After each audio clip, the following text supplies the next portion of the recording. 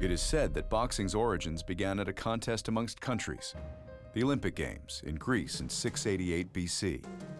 Since then, very little has changed, and fighters carry the dreams of nations with them into the ring.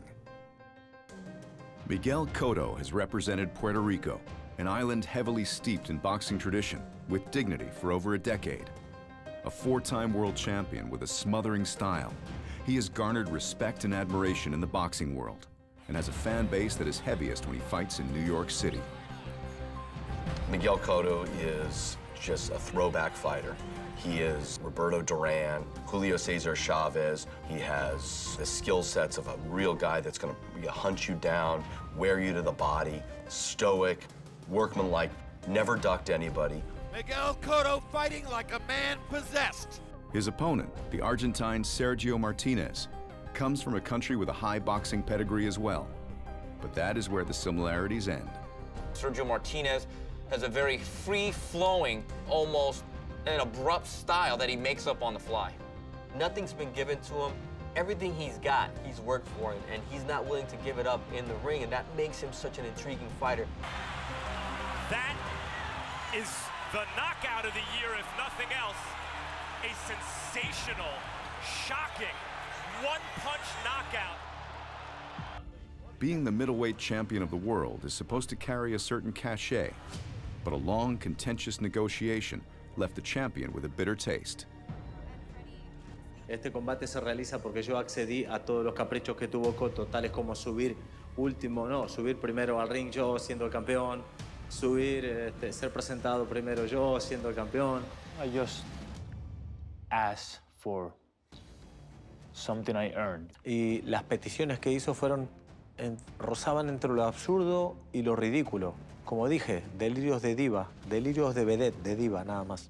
Now they are slated to meet on June 7th for the middleweight championship at the world's most famous arena. El 7 de junio yo me pongo los guantes y le pego una paliza.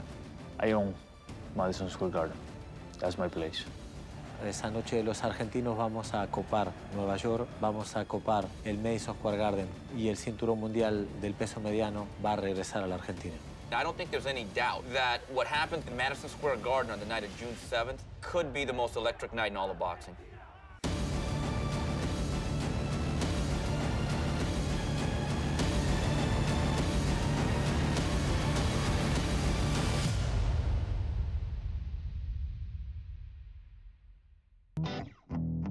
Miguel Ángel Cotto from Caguas, Puerto Rico, took what most boxing aficionados would characterize as a classic path to boxing superstardom. It started with a stellar amateur career that was bookended at the 2000 Summer Olympic Games. After the Olympics, Miguel turned pro, utilizing an aggressive offensive attack that included a signature punch, a monster left hook that he fires to the body. For over a decade, he has taken on all comers, dominating 3 divisions. The thing that's admirable about Miguel Cotto is that for a marquee star, there's not a lot of holes in his resume, going back to his days as a 140-pounder, going all the way up to 154, that if you look at his record, it is dotted with everyone you want to face. It is estimated that over 1 million Puerto Ricans live in New York City, and since 2006, Miguel Cotto fighting on the weekend of the city's Puerto Rican Day Parade has become tradition. And Madison Square Garden, the mecca of boxing, is indeed Miguel Cotto's home turf.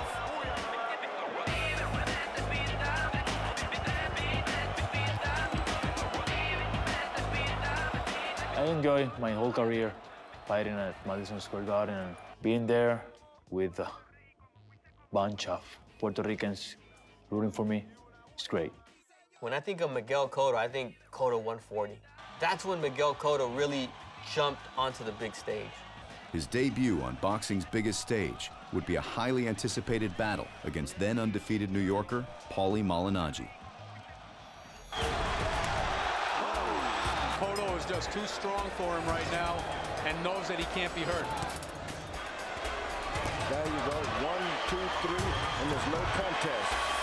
Oh, that's a huge left there. Malignaggi is hurt.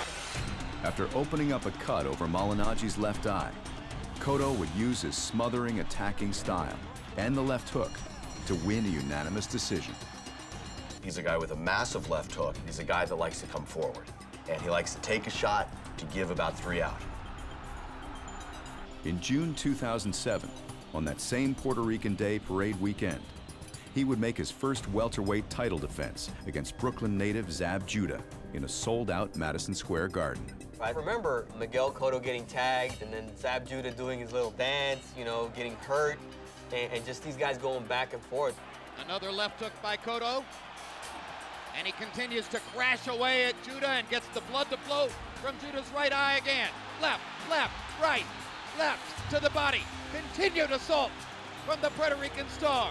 Lots of the crowd standing as Cotto continues the vicious assault. Arthur McCanty watching closely. Judah goes to a knee. When you look at Miguel Cotto, when he's coming at you, he's an unstoppable force. He's small, stout, well-built, and he comes right at you. And that Miguel Cotto can be fearsome. Like waving a red flag in front of an angry bull. Even though Judah's from New York was his town from then on. After the knockdown in the ninth, Judah landed 2 big shots. He doesn't want any more, or so it appears. A memorable fight, which goes into the annals of all the other great moments in Garden history.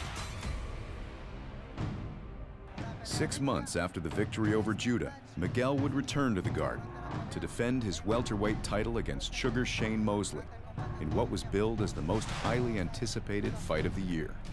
Miguel Cotto has made a career of breaking his opponent's wills. Sugar Shane Mosley has never had his will broken. Something's gotta give. You know, my greatest memory from Madison Square Garden is when I beat Shane Mosley. Importance of the fight because the level of my opponent was Shane Mosley. And when you put that all together, it means a lot for me. Hard right hand by Cotto. Big left hand by Cotto. There's blood coming from a cut above Miguel Cotto's right eye. There's a faint trickle of blood out of his mouth. Mosley's chasing and pressuring. Cotto is retaliating with counter shots whenever he feels the need, but otherwise keeping distance.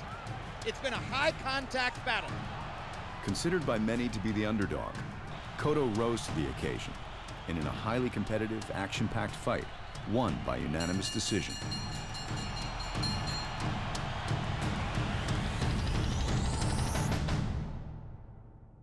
In July 2008, Miguel would face the hard-hitting Mexican, Antonio Margarito, in Las Vegas, with Cotto's welterweight title on the line. Many believe that Margarito will try to jump Cotto from the beginning and use his bigger, stronger body to put pressure on the Puerto Rican fighter. Cotto seems ready for that. Cotto looked impressive, consistently hitting the taller Margarito with hard, heavy shots. But Margarito pressed on, hurting Cotto with 2 huge uppercuts in the 7th round, and ultimately forcing a stoppage in the 11th. This fight would be marred in controversy after Margarito was speculated to have had plaster of Paris in his hand wraps before he fought Shane Mosley 6 months later. The rematch would happen in December 2011 in Madison Square Garden. This time, Cotto never looked hurt, never slowed down, and ruthlessly targeted Margarito's right eye. Margarito's punches just don't have the same sledgehammer impact that they had in Las Vegas. 20,000 Puerto Ricans come to their feet as Cotto hammers Margarito with another left to the eye. It was a seminal moment in his career that he was able to gain revenge on it. In a lot of ways, that was psychologically, not just physically, but I think psychologically cleansing for him. It's over, and revenge is sweet. The nights that he fought, whether it was Margarito or Mosley or Zab Judah, the excitement in that building was palpable.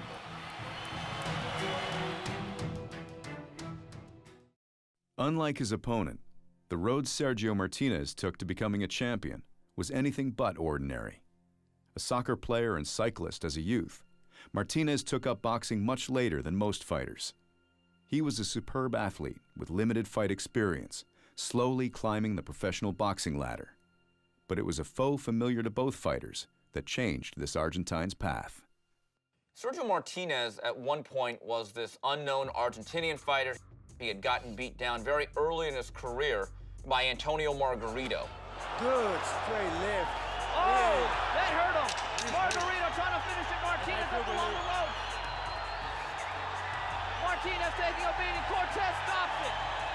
At that point, he basically was exiled to Europe and rebuilt his career.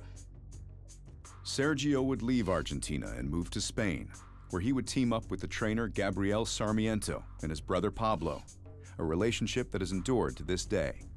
And together, they would put in the long hours in the gym and in the ring that accompanies the resume of champions.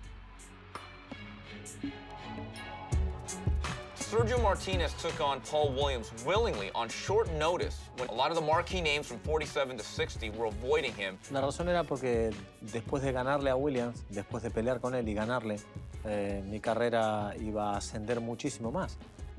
Yo necesitaba un combate importante contra un rival importante como Paul Williams. Paul Williams is a really difficult fighter, tall, lanky guy who was overpowering to him, and everyone thought was going to play with Sergio, and Sergio stayed in there and really fought his guts out. Lo que recuerdo del combate que fue una de las peleas más duras de toda mi carrera. Fue de las más intensas y de las más buenas también, porque fue un combate muy parejo. Antes de que empiece el combate yo ya estaba en el suelo, pero no fue un golpe duro, que tenía que ir a buscar la pelea. Hard right hand, and Williams goes down. And Martinez has evened the round. 9-9. Brilliant. Yo sabía que tenía que mantener la calma como siempre, intento hacerlo, pero después no tuve grandes sobresaltos. Fue una pelea muy intensa todo el tiempo, pero en ningún momento llegué a perder la paciencia.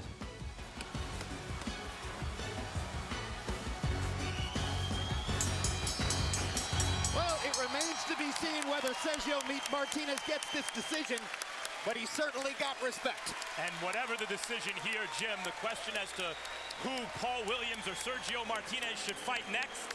Each other. That fight, I think you could make an argument, was perhaps the best fight of 2009. Even though Sergio Martinez lost the fight, his style and the matchup put him on the map. After the loss to Williams, Sergio would face Kelly Pavlik for Pavlik's WBC and WBO middleweight belts. Early on, Sergio Martinez dominates with his movement and his mobility. I thought his southpaw stance gave him a lot of problems. Then he gets knocked down. Hard right hand by Pavlik. Down goes Martinez. The fight going into the championship rounds was hanging in the balance. There were some times that nobody thought that he could get out of Pavlik's range and power, and he used his brilliant boxing ability, not toe-to-toe style, brilliant boxing ability to frustrate him. And you could see him take over late in the fight. Hard left hand by Martinez. Look at Kelly Pavlik's face, a bloody mask. I think Sergio Martinez had two choices to make. He could either be the guy that was just good enough to get on a cable network, make a few bucks, but really be the B-side. But I think he steeled himself, and he made a decision that he wanted to be a little bit more than that. Creo que ahí están los verdaderos campeones, ¿no? Los que se levantan después de una caída, los que al final del combate son los que se aseguran el triunfo. On that night, he became a bit of a star. If not a marquee name, he certainly stamped himself as one of the most important boxers in all the world. And new middleweight champion of the world, Sergio Martinez. 6 months later, after a contentious negotiation, the rematch versus Paul Williams was set. That fight has some of the same elements as this fight. Paul Williams, really disrespecting Sergio Martinez, who had just beat Kelly Pavlik for the middleweight title. Paul Williams, he wanted to walk second, he wanted to be announced second, he won all kind of events, and he let him go. Sergio said, don't worry about it, that will knock him out in the second. Good left hand, and down goes Williams. He's not getting up, guys. Not getting up. That is the knockout of the year, if nothing else. A sensational, shocking, one-punch knockout of a normally iron-chinned, top-notch fighter. When you look at a fight that puts someone on the map, it was devastating the way that Paul Williams went down. And that's the fight that made everybody say, who is this cat? When you get the knockout of the year and you get the fighter of the year based on that type of performance, that puts you on the map. And he's been able to go on from that and really grow, not only as a fighter, but as a public persona. And few fighters are able to do that like Sergio Martinez has been able to.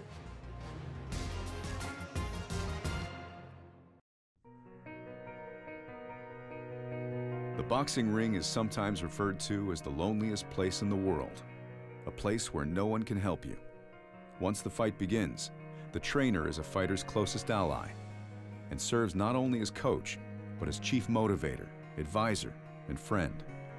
In Miguel Cotto's case, those lines became blurred, and he struggled to find stability in his corner. Miguel Cotto went away from what made him who he is today. When he came in at 140, he was a brutal body puncher, a bruising pressure fighter who could break anybody down.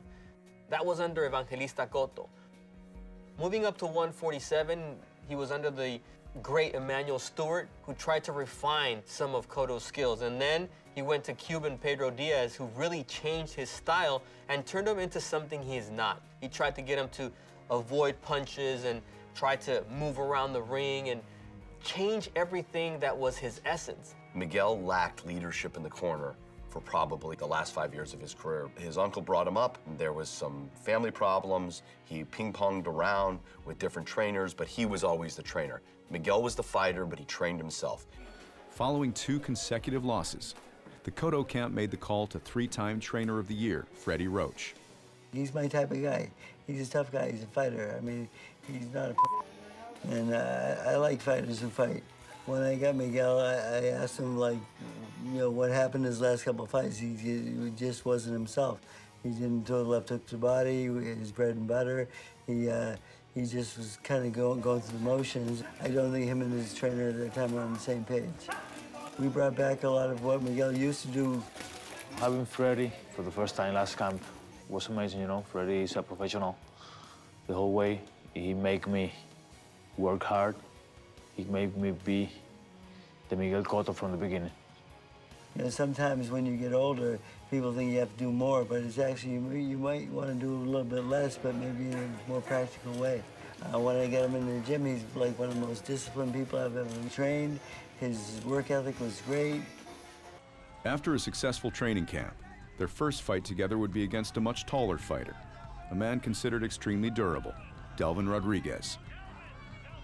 Well, you know, I'm watching Delvin Martinez, I'm watching tape on this guy, and I said, who the picked this guy? Jesus Christ, this is a bad fight for us. This guy's style, this guy's really awkward. But I started studying him, and I came up with a game plan, and so I told Miguel, now this is how we have to fight this guy, because he's really, really crafty, and he's very awkward. He's not like your ordinary fighter.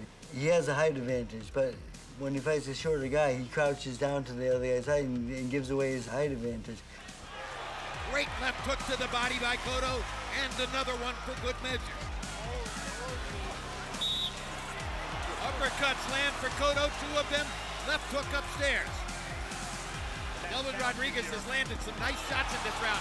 He is taking thunder, big thunder, from Miguel Cotto, who punctuates the round with a couple more hard shots, and you see the effect on Rodriguez.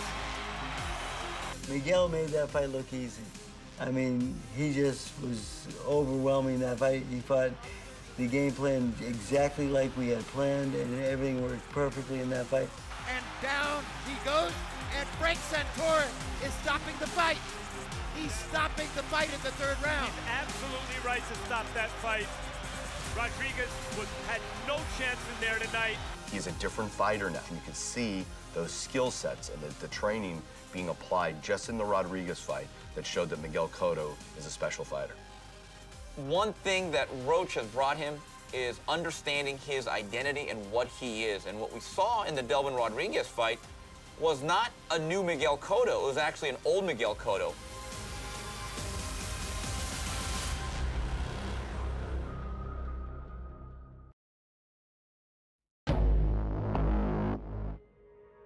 After his devastating knockout of Paul Williams, Sergio Martinez would successfully defend his middleweight title 3 times. Following combative negotiations, he would meet Julio Cesar Chavez Jr. in Las Vegas for Chavez's WBC middleweight championship belt, a belt Martinez was controversially stripped of by the WBC. No solo voy a recuperar el campeonato mundial de las 160, sino que voy a seguir demostrando que soy uno de los mejores libra por libra. El 15 de septiembre le voy a quitar todas las plumas que tiene en la piel Chavez Jr. Sergio Martinez was very upset with Julio Cesar Chavez Jr. Not the same way like it's with Cotto. It was that he had what he believed is belonged to him, that it was the WBC title. So in a way, he got motivated to take this away. Martinez is fighting for justice. Chavez's godfather is the head of the sanctioning body whose belt Sergio wore. He stripped Martinez and later awarded that belt to Chavez. He played with Julio Cesar Chavez Jr. He toyed with him for 11 rounds. That was just a textbook 11-round shutout, using his boxing ability, staying away from the power, staying away from the size, using his speed to just frustrate Chavez, who was kept looking to load up. Nodding at Chavez, taunting Chavez, and ripping into the body. Los primeros 11 asaltos creo que fueron demasiada diferencia. Se notó un boxeador campeón mundial con un boxeador que no podía ser campeón del mundo. Chavez no podía ser campeón del mundo y sigo sosteniéndolo. Big left hand by Martinez. A thudding punch to end the round. It was a brilliant performance for 33 minutes. He was pitching the virtual shutout, if not a no-hitter. Oh, huge right hand by Chavez. Biggest punch of the fight. He hurt Martinez with that right hand. Very much. But Martinez doesn't want to run and doesn't want to cover. He wants to fight. Blood streaming from Martinez's left eye. Half a round left. Plenty of time. Plenty of time. Plenty of time. Down goes Martinez. Personal pride and hubris got in the way that I think he wanted to close the show with an exclamation point. And he basically opened the door for Chavez. And it was really a situation where 3 minutes, unfortunately for Sergio Martinez, overshadowed 33 minutes of dominance. They're on their feet in Vegas. Oh. Shades of Meldrick Taylor and his father. These are big shots. And this is going to be called a slip. A slip, not a knockdown. Less than a minute to go. He's weak. The slip bought Martinez some time. He's very weak. And he won't hold. Martinez is not holding. Duck the right hand. Duck the left hand. Slip the right. Now starts to fire back. Big trouble. Big trouble for Martinez. Martinez wants to fight his way out. ¿Con qué cara me puedo mirar al espejo si yo me escapo y me libro de poder perder con Chavez por nocaut? No le encuentro sentido. Sentido es levantarse, ir y pelear. Me hubiese mirado con otra cara al espejo. Hoy no podría mirarme. You can be saved by the bell in the last round. Martinez is going to make it. He's going to make it through.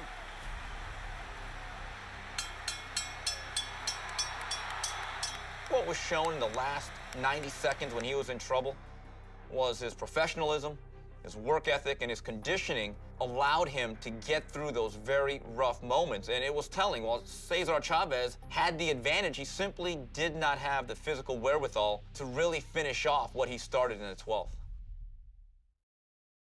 In boxing, hostilities between fighters often begin well before they step into the ring. After months of negotiations, the fight was set. But as the press tour commenced, tensions were high. Este combate se realiza porque yo accedí a todos los caprichos que tuvo Cotto, tales como subir primero al ring yo siendo el campeón, ser presentado primero yo siendo el campeón. The conflict is very simple.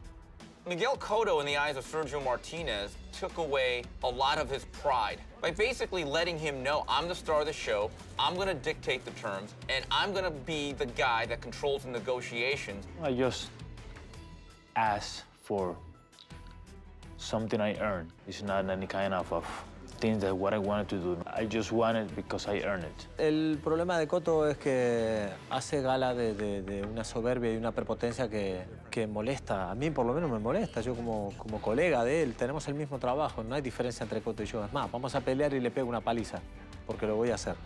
Y las peticiones que hizo rozaban entre lo absurdo y lo ridículo. Como dije, delirios de diva, delirios de vedette, de diva, nada más. At the end of the day, Sergio Martinez said, whatever it is he wants, I'm the champion. The people know that I'm the champion. When I walk out of that ring with my belt, it wouldn't matter who was introduced first, who walked out last. All that matters is that he's on the ground, he didn't go the distance, and that I'm still the world champion. Cotto piensa que es superior a todo el mundo. No solo a mí me es indiferente, a mí ni me da ni me viene. El 7 de junio yo me pongo los guantes y le pego una paliza. Habla de él mismo en tercera persona. Y ahí ya está, ya no podemos hablar más. For Sergio Martinez, I think this, in many ways, is a culmination of his career. He's always yearned to be more than just a people's champion or a recognized champion. I think he's always wanted to be a star. Everything he's got, he's worked for it, and he's not willing to give it up in the ring, and that makes him such an intriguing fighter. He is tireless in the gym. He takes care of his body, he works hard, and he really wants to keep this because he believes he can keep going for a while. Voy a estar al 150% para mi combate. Ese cinturón que tengo desde hace años y el que quiero defender siempre.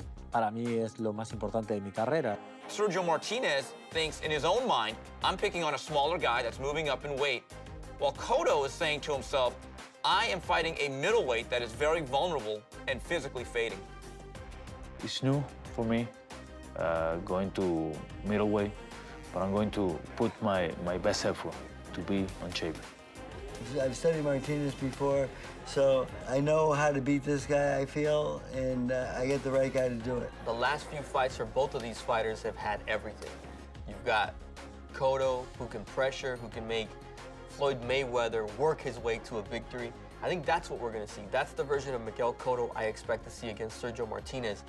The vulnerabilities of Sergio Martinez make this a very interesting fight. How will he deal with the pressure of Miguel Cotto? He's a great athlete, but he's not a great boxer. His hands are too low. He throws from that low position. His defense is terrible.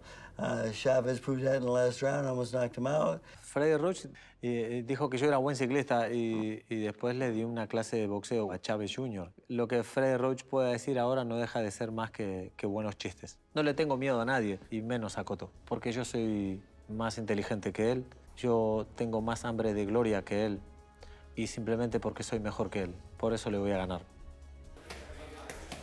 I think we knock this guy out. I think we'll break him down, go to the body, and we'll stop him in the late rounds. It's another Puerto Rican Day Parade Eve, and I know it's going to be a lot of Puerto Rican there rooting for me, and I own Madison Square Garden. That's my place. Esa noche los argentinos vamos a copar Nueva York, vamos a copar el Madison Square Garden, y el cinturón mundial del peso mediano va a regresar a la Argentina. In terms of pure interest and pure competition, the ability and the potential for both men to win, I don't think there's any doubt that what happened in Madison Square Garden on the night of June 7th could be the most electric night in all of boxing.